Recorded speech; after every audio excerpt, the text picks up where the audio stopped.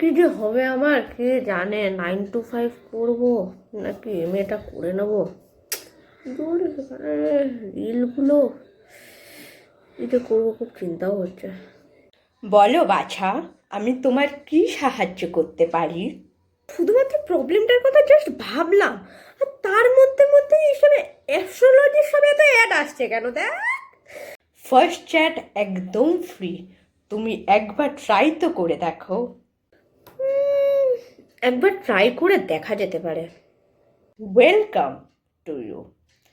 এবার প্লিজ তোমার নাম দাও, ডেট অফ বার্থ দাও, আর তুমি কোথায় বসবাস করো সেটাও দাও।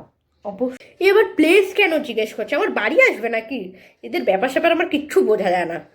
প্লিজ নোটিফিকেশনটা অন করুন, তাহলে আমরা আপনার সাথে যোগাযোগ করতে সুবিধা হবে। ও ভগবান, আবার বলছে সব জায়গা থেকে নোটিফিকেশন অন করতে, হ্যাঁ, যাতে আমার মাথাটা যাতে খেতে পারি সব সময়।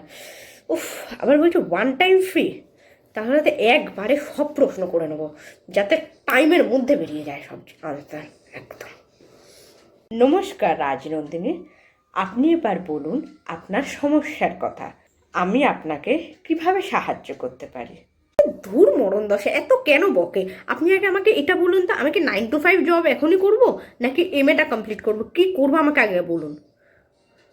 আপনার কুণ্ডলি আমি চেক করছি, আর আপনাকে এক্ষুনি জানাচ্ছি আমি কি দেখতে পাচ্ছি। আরে তাড়াতাড়ি বল রে, টাইম বেশিক্ষণ নেই, একটু তাড়াতাড়ি বলুন, একটু একটু তাড়াতাড়ি ফাস্ট ফাস্ট টাইপিং করেই যাচ্ছে কিন্তু আর লেখা আসে না। 10, 9, 8। আমি যা দেখতে পাচ্ছি আপনার কুণ্ডলিতে, সেটা হচ্ছে যে আপনার জব করা উচিত, কিন্তু সেখানে একটা বাধা আছে। আপনি প্লিজ রিচার্জ করে দিন, তাহলে আমরা এই বিষয়ে আরও গভীরে আলোচনা করতে পারবো।